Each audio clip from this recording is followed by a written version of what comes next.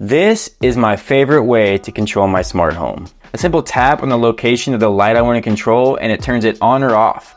Or tap on my garage door and it will open or close. And the best part is, the image reflects the state of the device without any icons or badges. Well, kind of.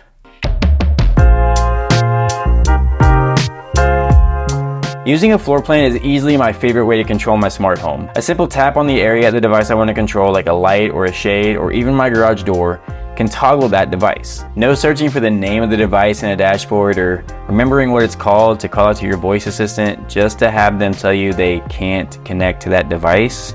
Sorry, some accessories didn't respond. You just look at the image and tap what you're looking for.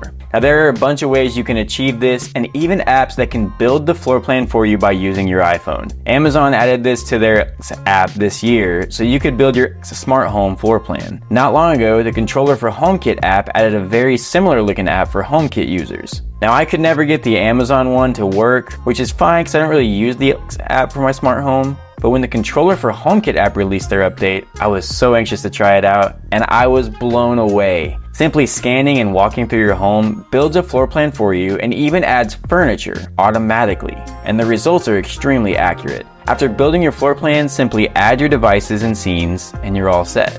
Now this option is great for a quick build of a floor plan if you just want to get started. But what if you want something a little cleaner or more refined? Well, that's where you're going to want to look, you guessed it, to Home Assistant. Now, Home Assistant is easily the most customizable smart home I've ever seen. I built a custom floor plan for every dashboard I use in Home Assistant. Whether that's my desktop dashboard or my mobile dashboard, I always have access to these two tiles, which are simply picture element cards that use images I've generated to show the whole floor plan. And what I love most here is, as you can tell, I have very few icons. That's because when a light is on or the garage door is open, it reflects that state in the image. So when I tap in the middle of the area, depending on the light I want to control, it toggles the light on or off.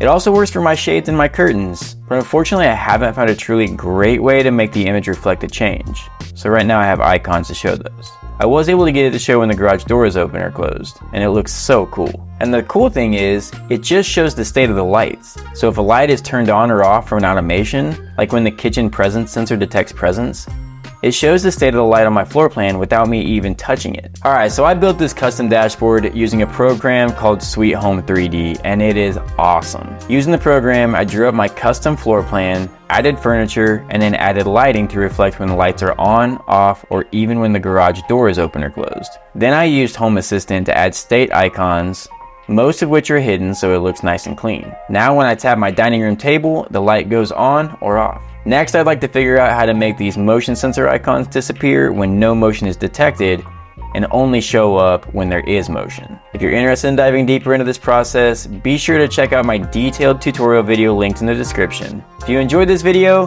click the like button as it'll help more people find it. And if you're new here, make sure you hit the subscribe button. Hey, thanks for watching, and I'll see you next time.